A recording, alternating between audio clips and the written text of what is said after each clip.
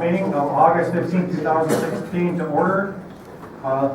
We do have a quorum. Let's please stand and pledge to the flag.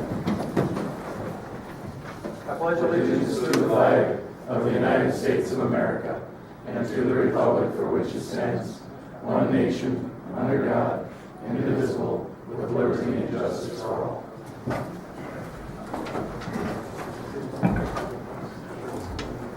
All individuals are asking you to turn off cell phones, pages, or other electronic devices that may disrupt the meeting. Approve the agenda as posted in accordance with the open meeting law, and here on place all agenda items on the table for discussion. What's the wish of the council? Move to approve. Got a motion by Councilman Knopfler, second by Alderman Hercock to approve the agenda. Any discussion? Hearing none, all in favor signify by saying aye. Aye. Opposed, same sign. Motion carries. Approval of the minutes. A copy of the minutes for the special work session meeting of August 1st, 2016 and the regular city council meeting of August 1st, 2016 are enclosed. What is the wish of the council? I make a motion. Second. Got a motion by Councilman Lodgren, second by Councilman Hansen for the approval of the minutes. Any discussion? Hearing none, all in favor signify by saying aye. Aye. Opposed, same sign. Motion carries. Approval of the bills. Approved checks 94684 through 94784 totaling $674,416.64. Mr. Gushek. Turn to page 1, please. And on the computer, it's page 6.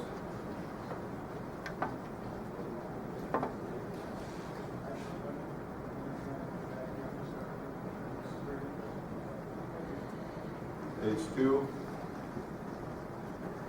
Lori, just a question, as I'm reading through these, is what Congress don't want to see your expense? Yes. Thank you.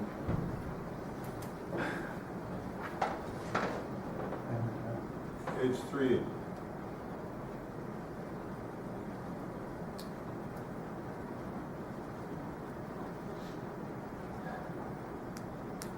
Page 4.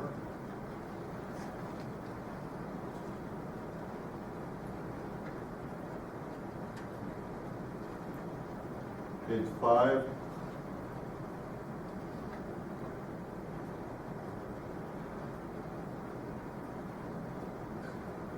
Page 6.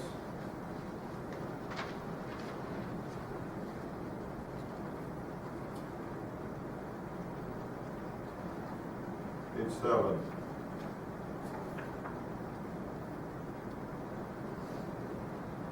No discussion on any items, so I'll make a motion to approve bills. Second. Got a motion by Councilman Gushek, second by Alderman Hercock for approval of the bills. Any discussion? Hearing none, all in favor signify by saying aye. Aye. Opposed, same sign. Motion carries. Awards, donations, presentations, proclamations. We got a donation, automated external defibrillator, CHI, Police Department. Kathy?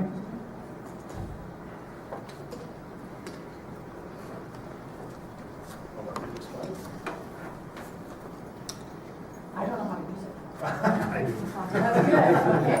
So, CHI St. Gabriel's Health submitted a grant project and did AEDs. We put in a total of 21 AEDs throughout the community in the last 3 years. This is our last year of the grant. And so this year, Bethel Falls City Police Department and the Morrison County Sheriff's Office got the remainder of the funds for an AED this year. So, and the grant was through HRSA, the Health Resources Services of America. So, Thank you very much, Kathy. you are so welcome. Save lives, right? That's what we're all We about. do our best. Okay, all right, thanks. Thanks, Kathy. Thank you. You're welcome. Do we need a motion or is this in a regular It'll be on the next donation. donation? Okay. Thank you. Consent agenda, the animal control report, July 2016 received. Application for exempt permit, Little Falls Fire Department Relief Association, raffle approved. Application to conduct off-site gambling, Little Falls Youth Hockey Exchange Arena, raffle approved. Building Department report, July 2016. Deferral of special assessments to 2016-8, public improvement 374, approved. Fire Department report, July 2016 received. HPC Commission minutes, August 2016 received. Housing Redevelopment Authority minutes, July 2016 received. Morrison County Attorney's Prosecution Report, June 2016 received. Out-of-state travel for conference, police department, South Dakota, authorized. Planning Commission minutes, July 2016 received. Police Department report, July 2016 received. Public Works Department report, July 2016 received. Wastewater Treatment Facility report, 2016 received. Water Treatment Facility report, July 2016 received. What is the wish of the council on the consent? I'll make a motion to approve the consent agenda. I'll second. Got a motion by Councilman Dishik, second by Councilman Lodgren to approve the consent agenda. Any discussion? Hearing none, all in favor, signify by saying aye. Aye. Opposed, same sign. Motion carries. Public hearings and lettings, we got, public hearing, resolution 2016-44, adopt final assessment rule. Public improvement 374, adopt. Greg, open public hearing at 7:57. Good evening. Tonight we're looking at the assessment hearing for project 374. That's our street reconstruction project. We do have the affidavit of publication as well as the affidavit of mailing to the individual property owners. Project location, we're looking at a number of different segments. 3rd Street from 4th Avenue all the way up to the railroad tracks. We have 3rd Avenue from 3rd Street over to 4th Street, and this is in Northeast. And then we have another segment on 4th Street Northwest between Broadway, or also known as Trunk Highway 27, and 1st Avenue Northwest. Looking at the project need, 3rd Street between 4th Avenue and the railroad tracks. This is an extension of our 2014 and 2015 project. If you recall, in both of those years, we did a couple of blocks along 3rd Street Northeast to extend or to replace the sanitary sewer water main and the street in that. So this is just an extension of those two projects. This section of roadway had a PASER rating of number 2, which is very poor condition. The water main was installed in the early 1960s or 1900s with 6-inch cast iron. Sanitary sewer is a 10-inch clay pipe that was installed in 1915, and the storm sewer was installed in 1969, and that's a 15-inch concrete pipe. 3rd Avenue Northeast, again, this is in very poor condition and has a PASER rating of 2. There is no water main along that stretch, or no water main along that stretch, but there is a common service line that we believe was installed pre-1938. We have the plans from 1939 that show a common service line in through there, but we don't have any record from that because it was a common service line. So the 8-inch sanitary sewer, again, is a clay pipe that has multiple hairline cracks, as you'll see in the upcoming photos. 4th Street Northwest, this has a relatively decent PASER rating. It has a PASER rating of 6, but the issue that we ran into there, again, there's no water main, it's a common service line, and it's made out of steel. We've had 2 breaks along that stretch in the last 2 years, one in 14 and one in 15, that we've had to replace. So that kind of prompted this one in terms of the need. The 8-inch sanitary sewer was installed in 1991 along with the street. That's why you see the PASER rating of 6-inch. One thing to note about on this project, because they wanted to narrow the road to save some of the trees along there back in 1991, we don't guarantee the life of the pavement because of that, because of the narrowing it and not putting in curb and gutter. So that's one of the reasons why the assessments are what they are on that stretch. Now, with the trees that they wanted to save in 91, most of them were elm. They eventually got Dutch elm disease and are no longer in place. Okay, looking at the street view, this is of 3rd Street Northeast. You can see on the east side over here of the road, we've got potholes, we've got a lot of longitudinal cracking. Some areas had curbs, some areas didn't. You can see where it's rutted up on the sides. The pavement's just in poor condition, which is indicative of a PASER rating of 2. Looking at 3rd Avenue Northeast, again, you see a lot of those cracking. We've got the deteriorated curb. There's some sections up here where the curb is completely gone. Some sections where it does have curb. This is replaced or repaired. Again, indicative of a PASER rating of 2 in that stretch. This is a picture or street view of 4th Street Northwest. This is in July of 2014. You can see this is where our first main break was at, water service break was at. We've got the patch there. In July of 2015, you can still see the patch where we just got done fixing it, and right there is the next patch that we had to replace in 15. So, looking at the project need, number of pictures here, 3rd Street northeast. You've got roots in the clay service. You've got sections of pipe that are missing. You've got chunks where you see the bells and the spigot end, again, chunks that are missing. It's just a matter of time before soil or roots get into that system. Again, you've got roots coming into the service. You've got this service here. You can tell this service is not watertight. What they did there is what's called a hammer tap. They take a ball peen hammer, hit the clay pipe, breaks it, and then they put the pipe in it. Not watertight. You get a lot of I&I from that type of a connection, and so we want to try to minimize those and repair them whenever we see that. Again, roots coming in through the joints. This is where one piece of pipe connected to the other. There's no gasket with these old clay tiles, and so we get a lot of I&I in there, as well as the roots that come into play. There's a crack on this stretch going all the way around the pipe where it's deflected for some reason or another, cracked the pipe. Again, more roots coming in through here. This is cap service, which there isn't any issue, but we've got the roots coming in on the service lines there on the joints. Typical again of clay pipe. This one is on 3rd Avenue Northeast. You can see right here there's actually a hairline crack at the 12 o'clock area. There's a hairline crack here at about 5, and there's another one that's barely visible right over here at about 7 o'clock.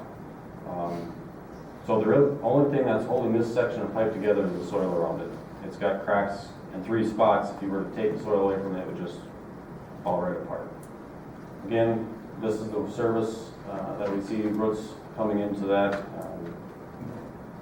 The clay pipe just doesn't hold up if it doesn't have a gasket around those joints.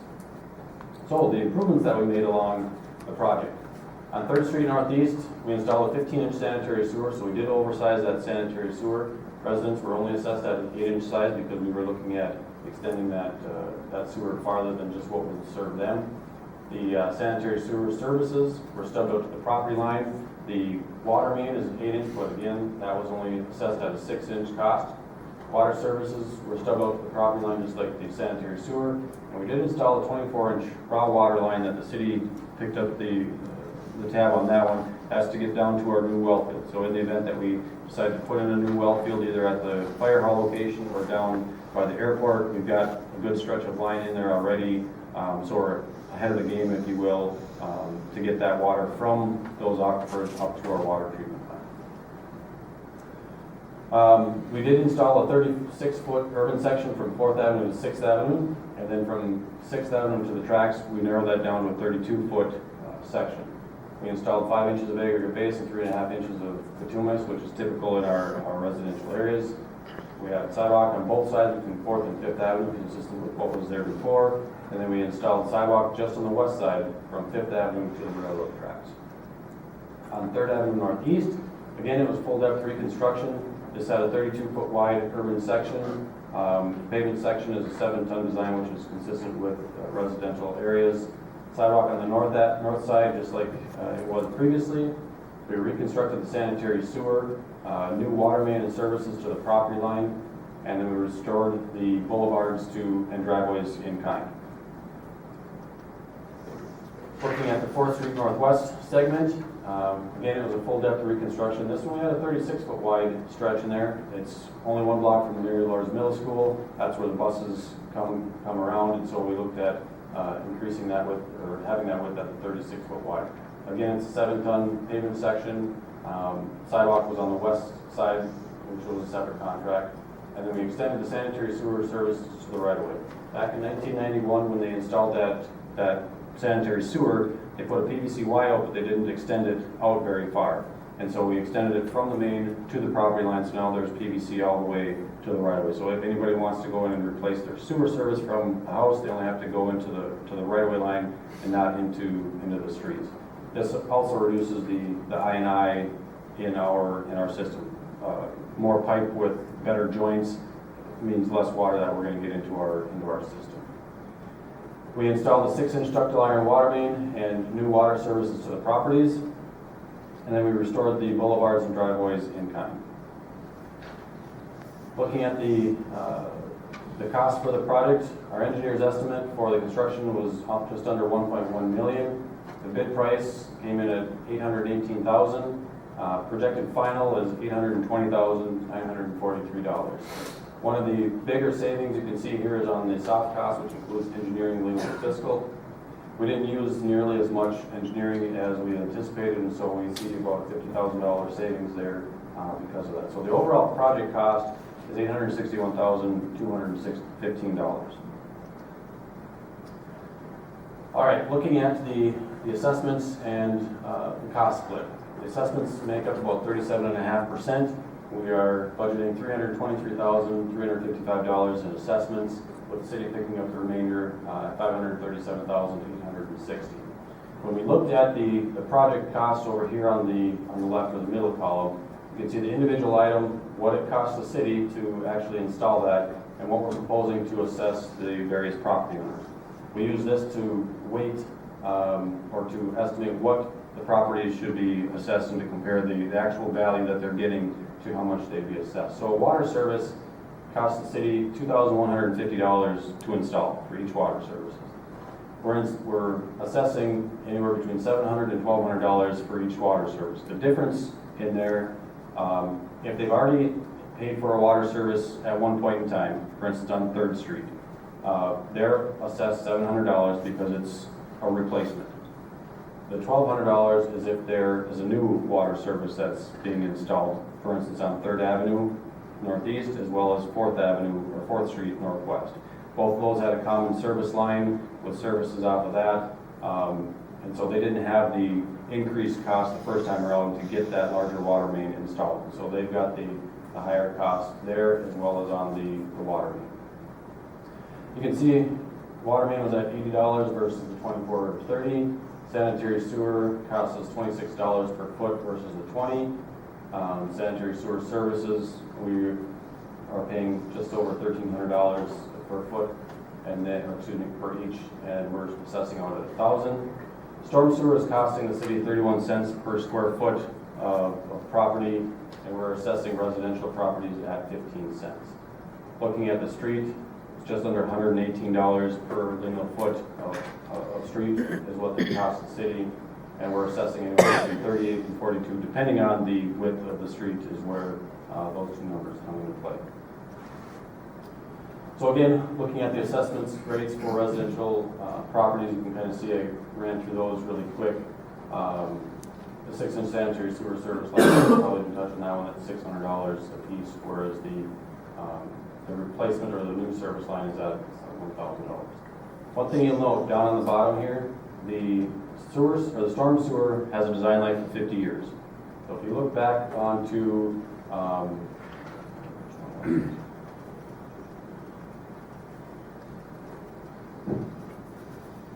right here on 4th Street Northwest. No, not 4th Street. There it is, 3rd Street Northeast.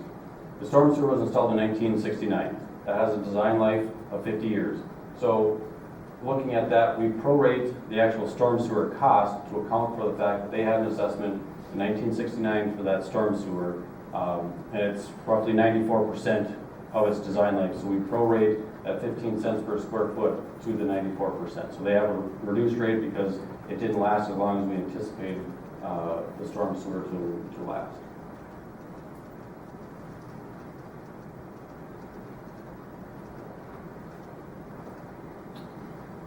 So with that, the city intends to sell general obligation bonds. Property owners who are disabled or meet income guidelines and are 65 years of age or older may apply for a deferment.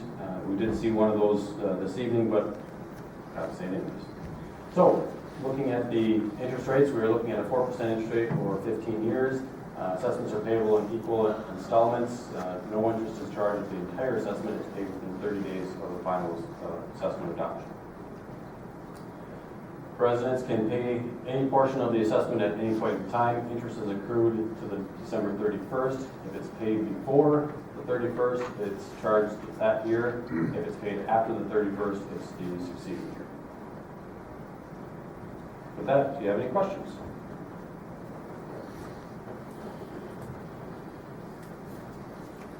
Any question for Greg before we open up to the public? Hearing none, open up for public comment.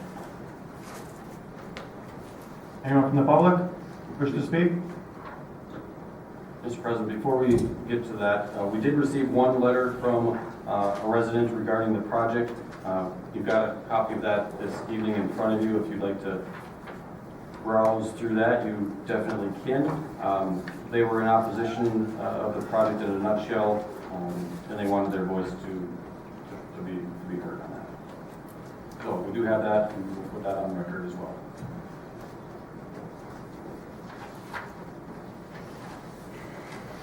Third final call from the public. Anyone wish to speak?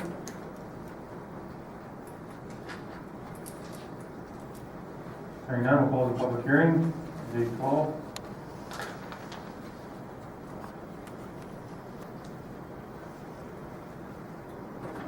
Any questions from the council?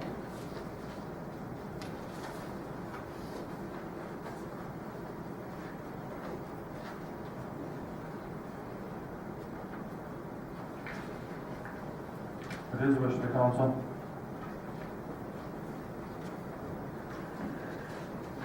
I'll make a motion, we adopt resolution 2016-44. I'll second that. A motion by Councilman Hanson, second by Councilman Gushik. For approval of resolution 2016-44. Any discussion? I just have one question. We were concerned about the common surface water line. What did it look like when you dug it up? It was a mess. Thank you.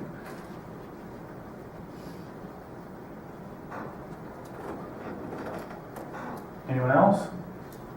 Yeah, but the concerns expressed in this letter talks about, he felt that he was being charged substantially more than others.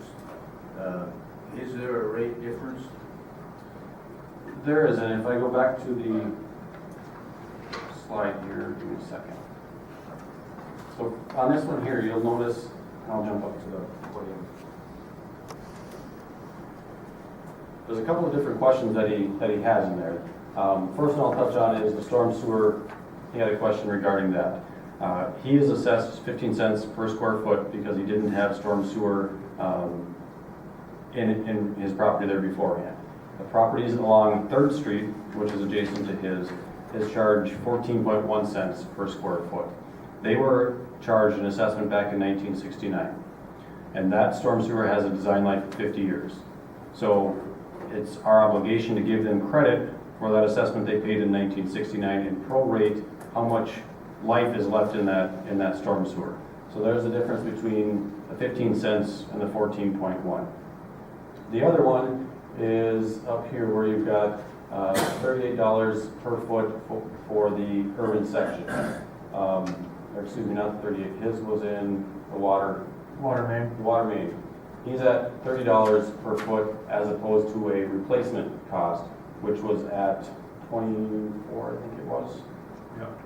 Yeah, $24 per foot. The folks along 3rd Street were assessed the higher rates when the water main was installed. I don't remember the exact year, but when the water main was originally installed. He had a common service line that somebody ran down and everybody just kept on tapping off. That's why he's charged the higher rate for the water main, because he didn't have that higher rate at the time. Same thing with the water service on that one. Had he been paying monthly water fees? He had. There were about 3 houses that were hooked to that common service line. You know, somebody brought it to this point and then brought it to the next point, and the next neighbor brought it to the next point. So they didn't pay for the higher water main assessment, but they did have a water service there. He also had a concern about the portion of his property that is not abutting any of the work done. Yep. Chapter 429, and we can pull up an aerial view of that as well, but Chapter 429 indicates that you can assess properties that are not immediately touching the project, but, you know, a ways away. So if I could show there was a benefit to a property, say over on 18th Street Northeast, which, again, I can't, but as an example, we could assess them for stormwater improvements. His parcel is behind his house, and actually his house and garage go over the property line. So he does have two parcels, but it's clearly one property based on the way the configuration of his house and garage sit there. But the fact that it's listed as a separate property, does that make any difference? No. He's still receiving a benefit from the storm sewer. Well, technically, if he's built on both of them, they should be combined. parcel line. Technically, they should be combined, yes.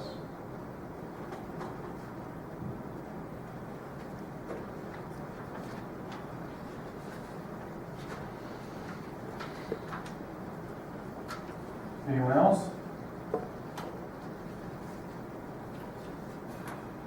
Any other questions? Hearing none, resolution, call the roll. William, Yes. Hurkacz, Yes. Liljegren, Yes. Zilka, Yes. Hansler, Yes. Hanson, Yes. Bushet, Yes. Knopfler, Yes. carries. Resolution 2016-45, adopt final assessment rule, public improvement PIR, adopt. Craig? This is for our sidewalk improvement project. Every year we look at doing a third of the city at a time. Last year we did the east side. This year we're looking at doing the west side. Next year we'll be looking at the downtown district area. For the project location, as I stated, we were looking at doing the west side. We did get some complaints. There were a couple of areas on the east side that we also included in the project. So those are included in this assessment as well. Again, 3-year rotation. We look at hazards that are 3/8 of an inch or more. This is also driven by ADA standards as well as our insurance trust. They want us to have a rotation in terms of sidewalk inspection, so if somebody trips and falls, we can say, you know what, we're on a rotation, and that helps shield the city a little bit from claims against trips and falls. Gets the trips and falls taken care of so that we don't have an issue with somebody actually tripping and falling. So again, we had the complaint-driven hazard, which were on the east side. If the panel is separated, so there's more than a ½ inch gap, then we actually replaced the entire panel to fill that void. If it was offset more than an inch, so that the one panel raised up more than an inch, we replaced it. If it was less than an inch, so anywhere between 1 inch and 3/8 of an inch, then we would actually grind off that offset. Most sidewalk is about 3.5 inches in thickness. Once you grind off an inch, you're down to 2.5 inches. That doesn't give a whole lot of structural strength to it, but we wanted to make it as cost effective to the residents as possible, and so that's where the 1 inch threshold came into play. Looking at our improvements, the projected cost is at $13,494. The assessments come in just over 65% at $8,798. City cost will pick up the remaining at 34.8%, which is $4,696. We have a 100% assessment policy on the sidewalk replacement. The roughly $4,700 is at ped ramps, alleys, or areas where the sidewalk was no longer needed. So those are our city cost components of it. Looking at the breakdown again, the engineer's estimate was $30,000.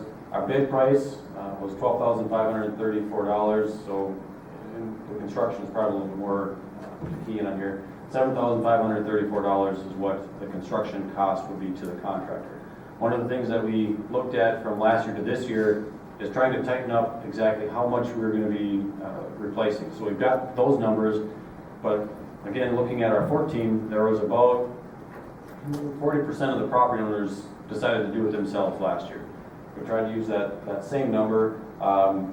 We were short, so most of them ended up doing the project or having our contractor do the project. So our construction contract will go up to about $11,494.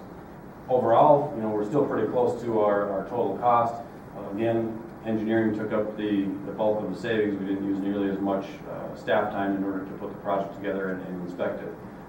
So the total cost is about the same, but we noticed a lot more individuals had the city's contractor do it as opposed to trying to find somebody themselves. Looking at the rates, the replacement came in at $10.26 per square foot. Grinding came in at $8.11 per square foot. And you see that the city's policy is 100% the replacement costs. Again, we do have the deferment option in there where property owners are disabled or meet income guidelines are 65 years or older do or can potentially qualify for deferment. Payment terms are 4% at 5 years. They're payable in annual installments, no interest if paid within 30 days. Any questions on the sidewalks?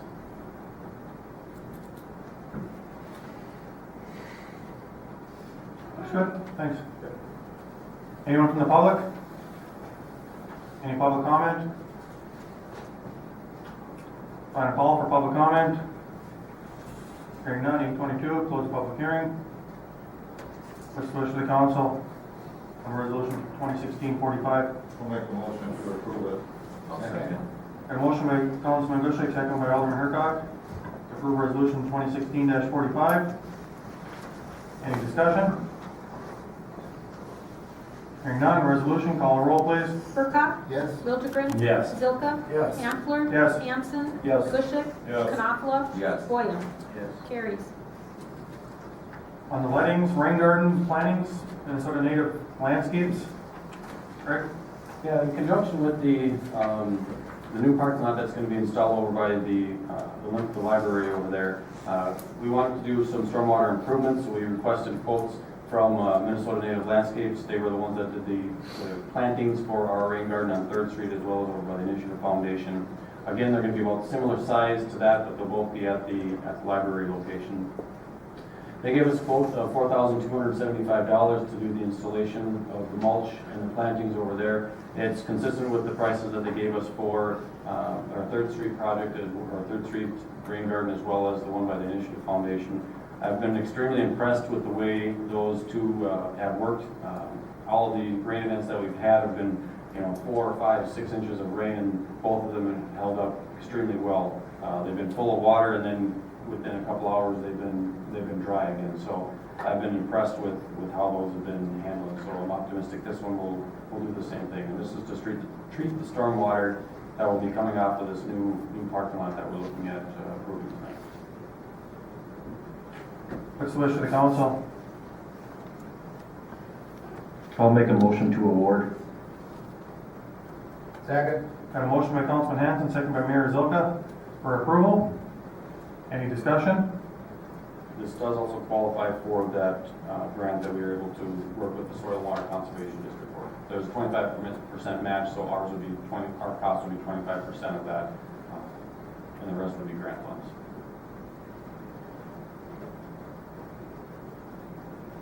Any other questions?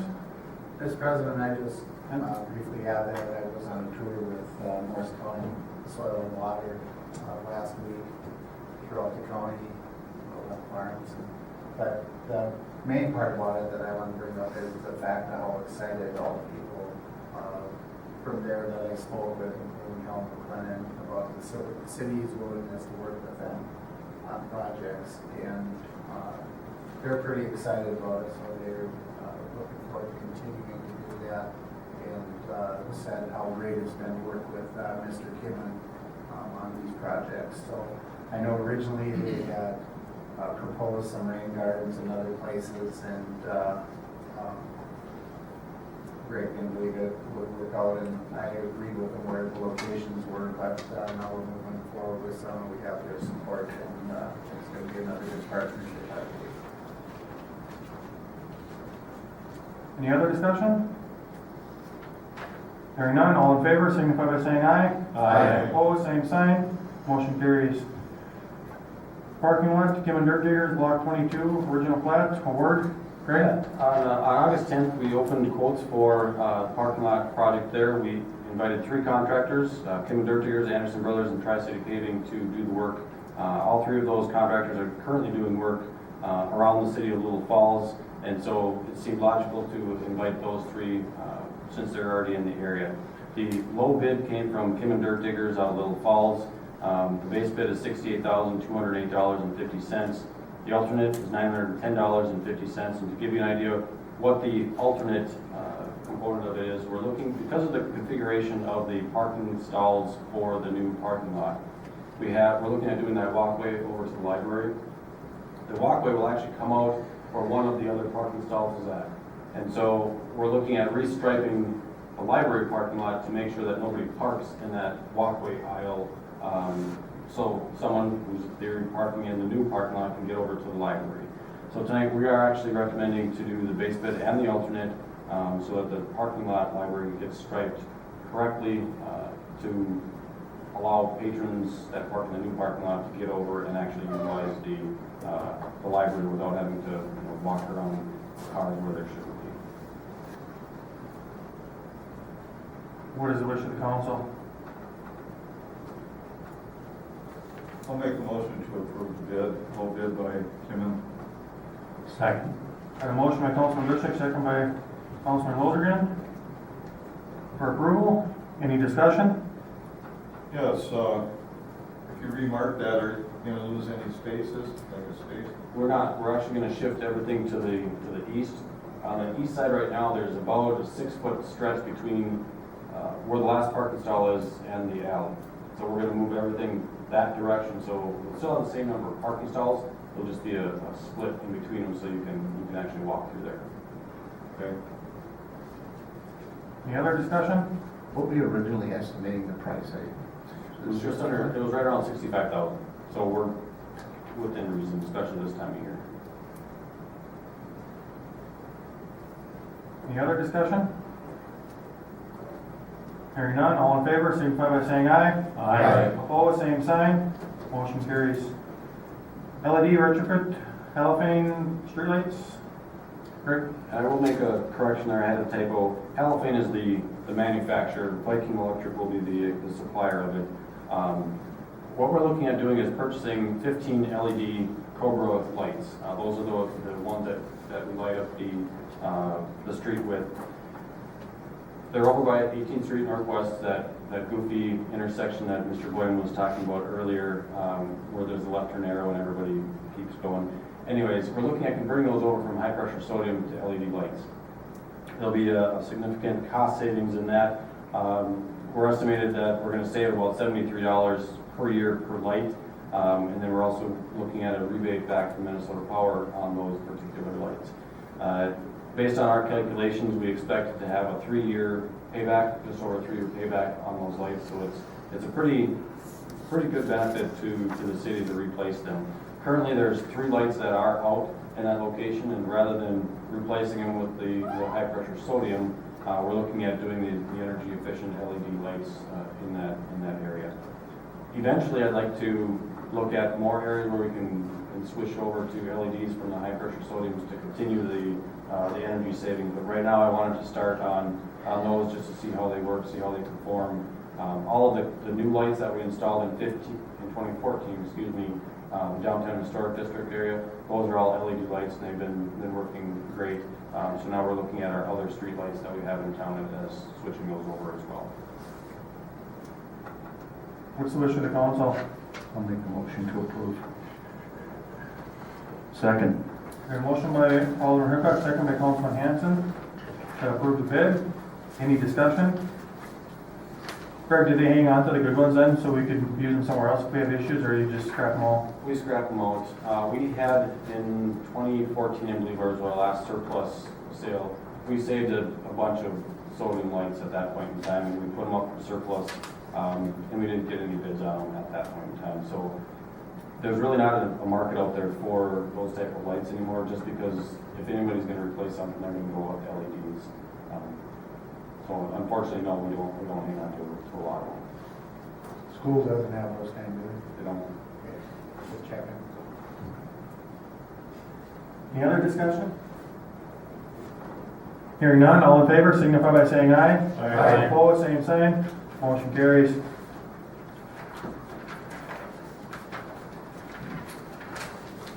Old business, ordinance number 89, 6 series, amend city chapter code 11, section 1164, temporary family health care dwelling, introduced on 8/1. Adopt. John? Yeah, this is just a follow-up to the final approval for the opt-out of the temporary family health care dwellings. The state passed this law this last session. It would go into effect on September 1st. We would be obligated to permit and apply and enforce the state statute if we didn't otherwise opt out.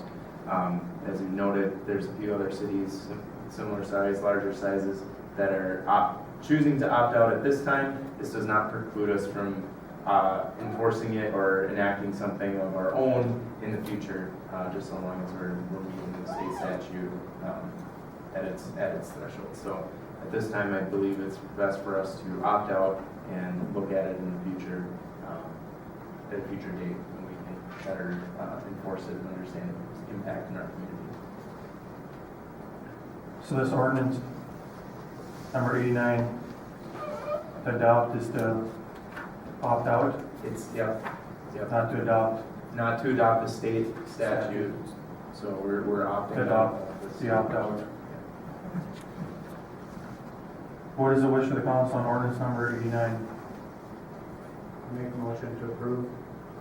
I'll second it. And a motion by Mayor Zilka, second by Councilman Bushek, to approve ordinance number 89, 6 series. Any discussion?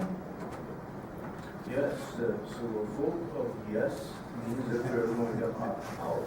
Correct. Correct.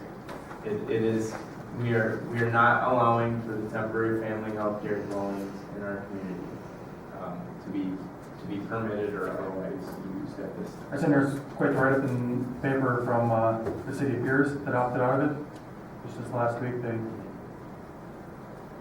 had quite a few concerns, I think, that same as we did as far as policing it and I think enforcing it is going to be an expensive endeavor because the standards and thresholds for those dwellings need to meet some pretty heavy, like building code standards, well beyond what you typically expect from a temporary dwelling.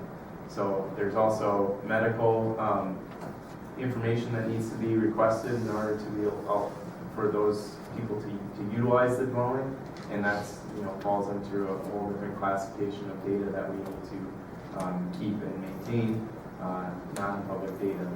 So it's I think at this time it's just not something that we have means capacity preparedness to handle. And the requests have not come in. No one has requested that or made any inquiries to putting one up. So I don't think it's necessary for our community. any other discussion?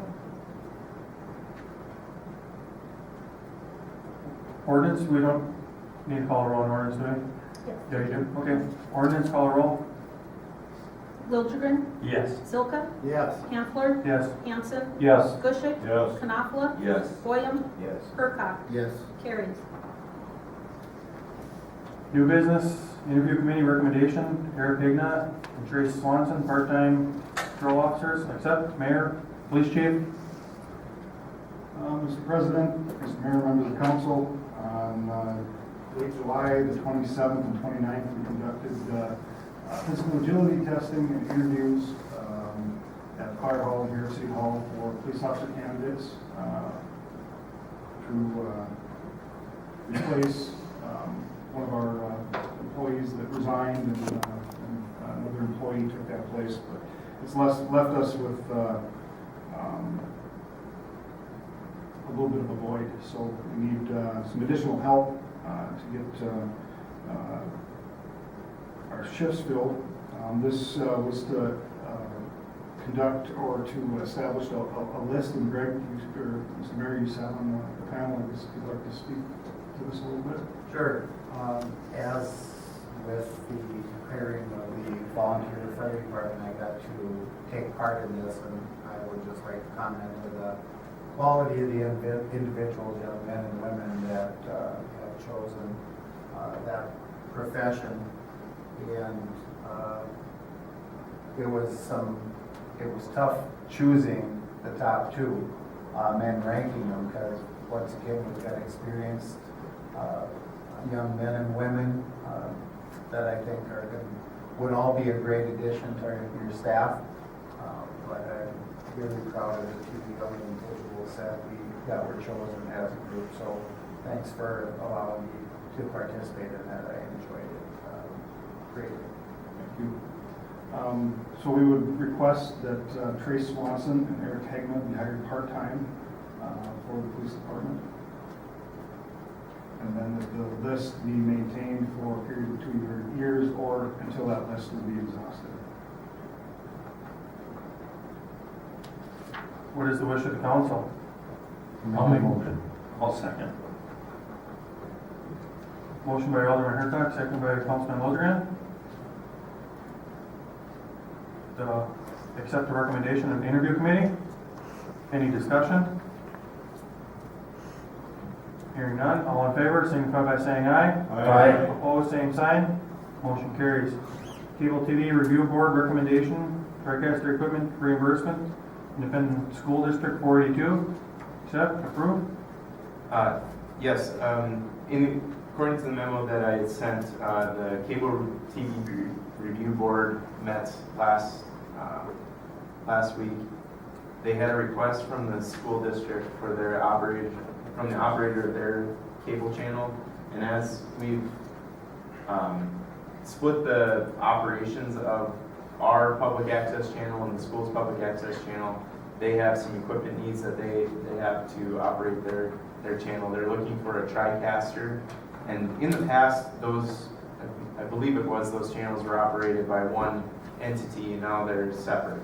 So the school is responsible for their own equipment, purchase a lot of their own equipment and operating their channels, but they are eligible to receive the PEG dollars. These are funds that are added on to the customer's subscription. It's 50 cents every month per subscriber.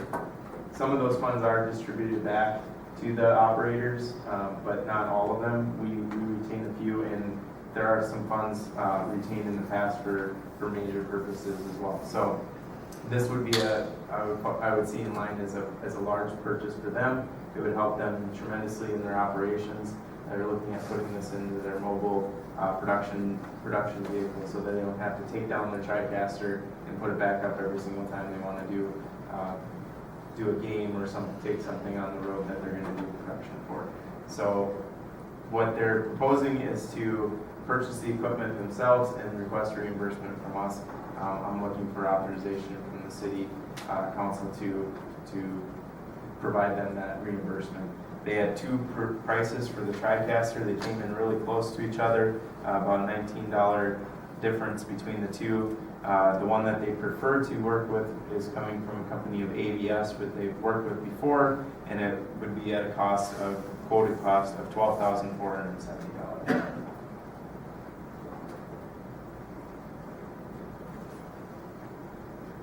What's the wish of the council? Second. A motion by Councilman Boyum, second by Councilman Knopfler for approval. Any discussion? Mr. Jones, do you have anything to add on this one, or?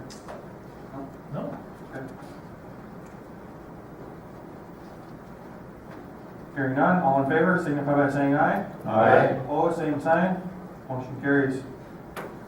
Confirmation of engineering services, SEH, Memorial Bridge, Trunk Highway 27, rail crossing, feasibility report. Consider, Greg? Yeah, in front of you this evening, you have a proposal from SCH to look at the rail crossing at Trunk Highway 27. As I mentioned, MnDOT is looking at replacing that bridge in roughly 2025, and so we want to kind of get ahead of the game in terms of looking at what options are available for potentially a rail crossing or a grade separated crossing there. Knowing that, and I've included this in your packet, knowing that there's two lists that MnDOT currently kind of looks at in terms of the safety of that crossing.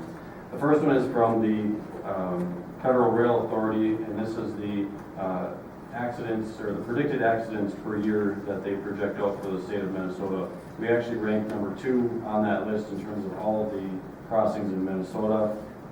The other one is the high priority rail crossing that MnDOT completed back in 2014. On that list, we're number 4 in terms of importance.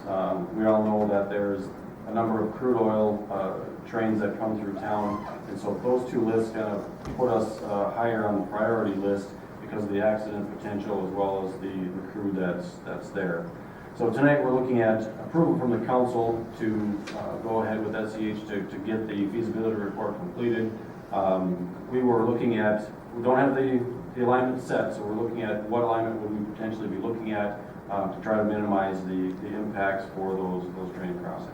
Throughout the comprehensive plan survey that we had, there was a number of individuals that responded they wanted something addressed at that crossing. They were complaining about too many trains, the congestion, that type of stuff. And so the one way to really address those concerns would be looking at a grade separation there. Potentially what we'd be looking at, and granted these are rough numbers in terms of what we're looking at until we get some topo done and some design, but the rough numbers that we're looking at would be tying in at the east abutment, which is right at just before the post office, then coming back down at Lindbergh Drive. We don't know, again, what the alignment would look like. We don't know any of that stuff. We want to do the study to take that into account. This will help get us in position for grant funds that would potentially be out there to help offset the cost for a bridge such as this. Again, we've had discussions with MnDOT in regards to how much they'd be looking at paying for it. They've indicated they'd be looking at replacing this bridge one for one, so what you see today is what you would see in 2025. But that doesn't address any of the concerns in terms of the accident potential and the oil that's coming through this. So we're trying to take the initiative and kind of prompt MnDOT into showing them what we would like to see over there, taking the lead on it, so to speak, and then potentially getting some grant funds to offset those costs for the bridge. What's the wish of the council? We get a motion for discussion? I'll make a motion. I'll second. Got a motion by Councilman Hanson, second by Mayor Zilka. Discussion? Greg, as we're looking at 8-10 years, and I know how planning goes, so is there a need to get started this soon? There is. I mean, it's going to take probably 5 years to get good grants in place. There's already some grants that are out farther than that, but I would say 5 years you're going to be working on grants themselves. You're obviously going to want a lot of public input in terms of what alignments you're going to be looking at, and so we've left some time in there to allow for that as well. So we'll look at this report would give us, kind of an alignment. We then sit down with the public, get their input on what they would like to see come out from this, and then we would move from there. Even though it's still 8-10 years out, it's going to go by fast, and so we want to get ahead of the curve on it rather than behind the 8 ball and have to make a quick decision. We want the public to be informed and help us make that decision in terms of what we ultimately have here. One of the examples that SEH gave as a project that they worked on in a similar scenario was in Sauk Rapids in the realignment of their bridge and rail crossing and river crossing and affecting their downtown. And they started that work 10 years prior to the actual construction of the bridge as well. So it is something that in transportation terms, 10 years is a blink of an eye. Honestly, those timelines move really fast. MnDOT actually has planning and public input process 4 years before they will fund something as well. So we want to be ready before that time so that we can ensure that the best plan is in place. We don't have this budgeted money for this right now. What would be the harm in waiting until we go through our budget next year and see if that's when we want to put something like this in? Certainly, we're closing in on 3/4 of the way through the year, so it could be something that we could add into the 2017 budget now that we know what the prices are in terms of this feasibility study. So it is something that we could consider doing it at a later time. I don't know if the prices are going to increase, decrease for 2017, but it is. I would, if it is a 2017 budget item, I would hope that it could start as early as possible. And it was said that this feasibility study pertains to what we have right now. If they were to start at the post office, and what if the community doesn't want that, and then it's a wasted feasibility study, because then we'd have to do a feasibility study for what the public want. They would be coming up with alternative routes and many, Alternative routes, different examples, and hopefully there would be the preferred option. The county can provide their input to what that preferred option is. So this would be some concept drawings, Yeah, that's correct, yes. some preliminary concepts. How many people brought that up as a concern that There's probably a dozen of them that we read in the comments. We got 71 responses back, and there was probably a dozen of them that indicated that the rail was a concern. Okay, now, correct me if I was wrong, but I heard you say that we do the feasibility and then we would ask the public. So in conjunction with feasibility, we'll come up with some options, so we'll get in A, B, and C. And then that usually is what we'll put in front of the public.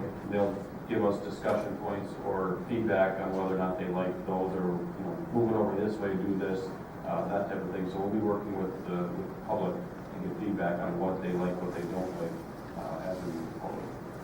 If we postpone this till the 2017 budget, we could actually get some of that input from the public, what they would like to see, the final design.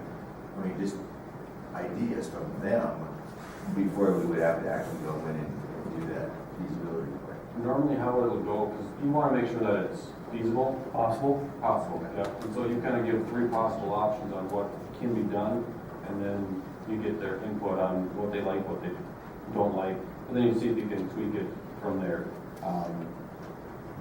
Otherwise you might get some options that they want to see that just aren't feasible, and you're spinning your wheels on that.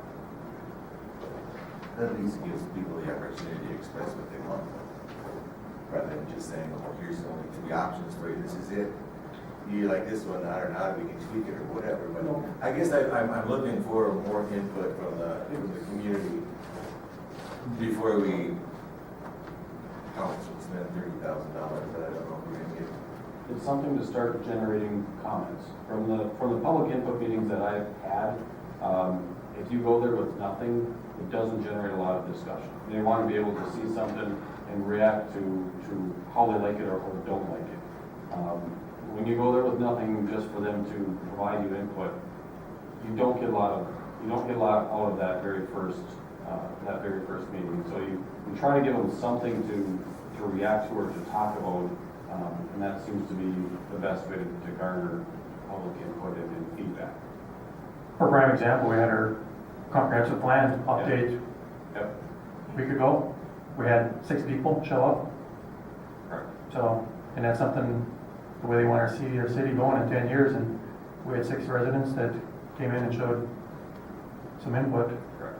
There were some people online too, wasn't there? We had 71 from online responses, and of those 71, like I mentioned before, there was 12 of them that mentioned the rail as an issue. Sometimes we do studies, we never use them. We get facts, information, spend money, then they die away. It's just like, I talked about, we did have a plan once that was presented where this bridge, what it would look like. There was also discussion maybe going further north at night across. I think there was even some land in place. And all these studies come out, and then we don't do anything with them.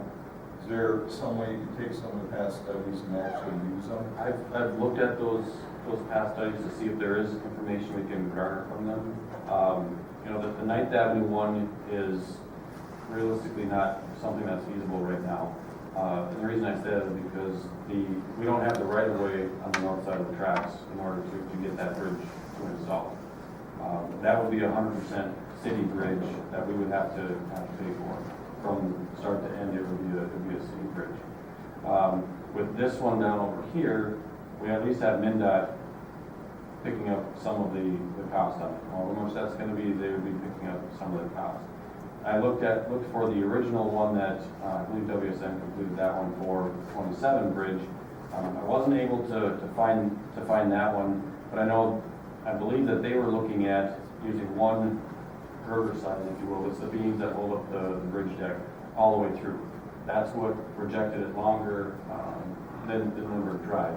Because everything is based off of the height for the trains going to. The trains need a set distance, I think it was 24 feet, that they need in order to go underneath the bridge. The bigger the truss, the farther you're gonna have to go.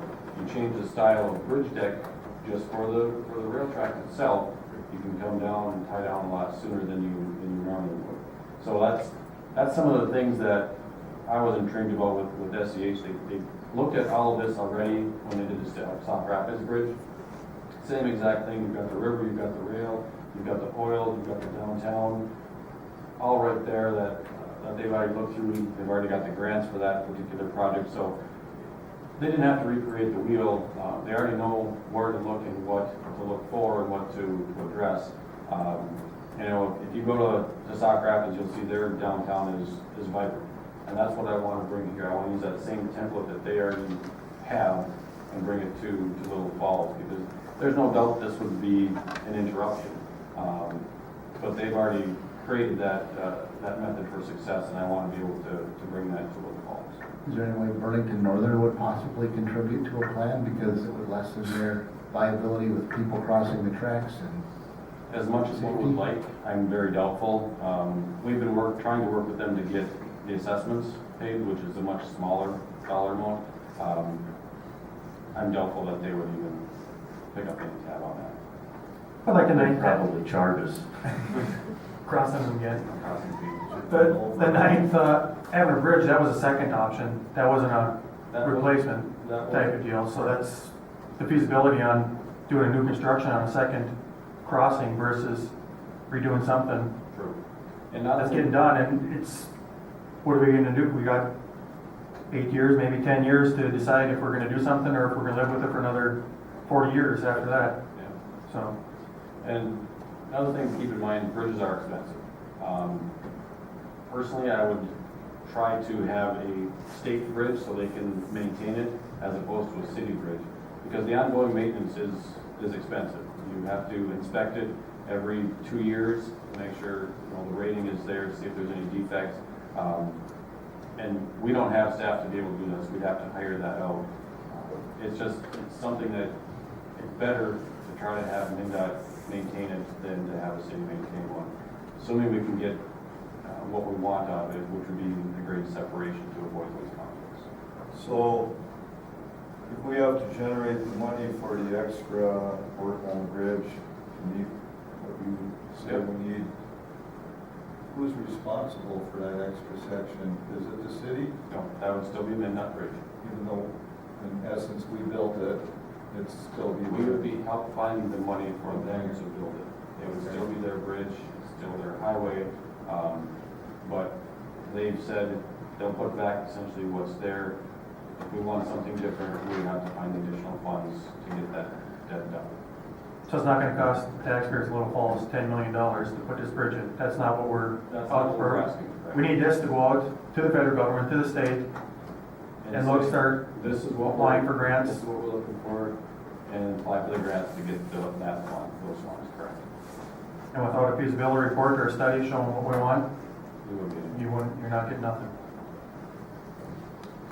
I've lived about half my life on each side of the bridge, and I truthfully don't remember a time when this discussion hasn't taken place, that the community wanted a better path getting across. I think it would benefit the west side greatly, because it would be easier access rather than having to wade and race through. So, and I think it would help our downtown be more vibrant, because it's almost like you have to make a break for it.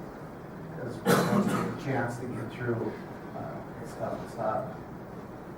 Frank, I was thinking I wanted to wait until I heard you say studies that we've used and studies we haven't used, but that's the whole point of a study, instead of spending the money on the project before you do it. We just don't have the money budgeted right now. And it will, not that far down the road, we have to go through a rough budget process again. I'd like to see it put on there for the next year's budget. But, we pay either way, right? That's what I'm thinking. Pay to play, so. Yeah, there's probably not a railroad crossing across Minnesota that people are happy to sit there and wait. I was saying earlier, if you leave the west side and go over and shop at Coborn's, it's almost guaranteed when you come back, you're gonna hit a train. It's just the way it is. Sometimes it's very frustrating. You have to make sure you leave early if you're gonna come to a meeting. Jeremy and I have been caught a few times. So you have to consider every time you do something, and there is a concern about safety. Everybody on the west side knows that. There is a concern. Which, do you have response time lacking because of the train crossings? Have you guys had issues? We have delays. Delays? Yeah, we have delays, I mean, we sit and wait for the train like everybody else. We get to go to the front of the line, but. we Get the bug, but still gotta wait. Yep. I think the greatest danger right now is when the trains are going north, people don't want to wait, they cut around everybody and they try to race down. To the other intersection? And sometimes they put themselves at risk trying to get across that track. That's the bigger danger right there. So where would this money come from? Right now would be charged to the project, and so we would be, there's obviously gonna be some expense Right. to the city at some point. We don't know the dollar amount, but it would be charged to the project, and that would be part of our, So out of the general fund currently? for the general fund, yes.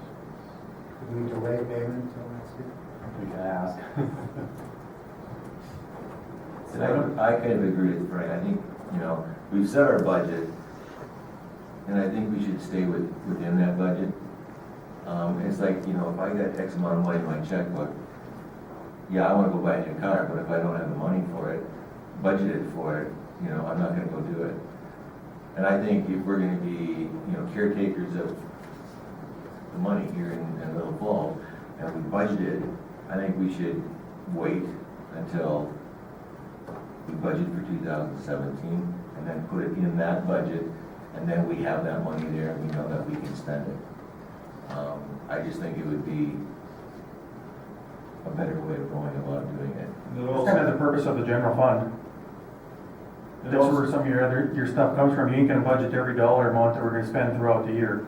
I agree, but $28,000 is a nice chunk of change. And it gives me a little time to digest this whole thing. I mean, it's thrown in our lap today, and all of a sudden, we gotta make this big decision. I'd like to sit back and digest it a little bit and listen. Maybe there's somebody in the public who has a really good suggestion, and I want to hear them. So it gives me a little bit of time here. Our new budget won't be coming out, what are we, 3/4 of the way? Won't be too much longer. It'll delay us a few months. And if it goes through, we're still on the same road. We're still at about 9.5, 10 years out, so. Any other discussion? Got a motion on the table. All in favor, signify by saying aye. Aye. Opposed? Aye. Show of hands, please, opposed. Opposed. 4-4. So Fails. opposed is, okay, so it fails. Planning Commission recommendation, conditional use permit. Addition to existing structure, Independent School District 482. Yes, on August 8th, we held a planning commission meeting. We had a public hearing that night for the school district, ISD 482, for an addition on Lincoln Elementary School. They're looking at having the early childhood classrooms over there. We're looking at 11,560 addition with a 14,700 square foot parking area addition to the building. There were no conditions set on the approval. The planning commission is recommending approval tonight on the addition. It's currently zoned R3. Currently there's a school there, so it's consistent with the surrounding area. about it. We do have the applicant here tonight if you'd like any questions answered, but it's pretty straightforward in terms of what they're requesting. What's the wish of the council? I make a motion to approve. Second. Got a motion by Councilman Bushing, second by Alderman Hercog. Approve the recommendation from the planning commission. Any discussion? I was at that meeting, they had a real sound plan, safety, parking, bus drop-offs, they had everything in place. There is a need for the building. It would be a great addition for the west side because it makes Lincoln a more viable school. So I voted in favor for it, and I would think it would be a good project. Any other discussion? Hearing none, all in favor signify by saying aye. Aye. Opposed, same sign. Motion carries. We got any reports or announcements? Anyone staff? I think I'm going to drive by that parking lot, just see how the lights are. I'm not out this late that often. We had a downtown parking meeting, we may have discussed that before, but one of the issues was the parking lot behind Bonjo's. Not only the lack of parking during the day, but concerns about how bright it was in the evening, so. To address that, we did do a lighting study to see what the lighting levels are, and it does show that there is a need for one additional. So I'm getting pricing to see what it would cost to stick one additional light in the middle of that parking lot there. That'll be coming up here at some of the future meetings. I don't have exact dates. I don't know what he's going to give you the pricing. Perfect, Yeah. save me a ride. You can take them from the softball field, they got plenty of lights over there. Anyone else? Hearing none, I approve, we will adjourn.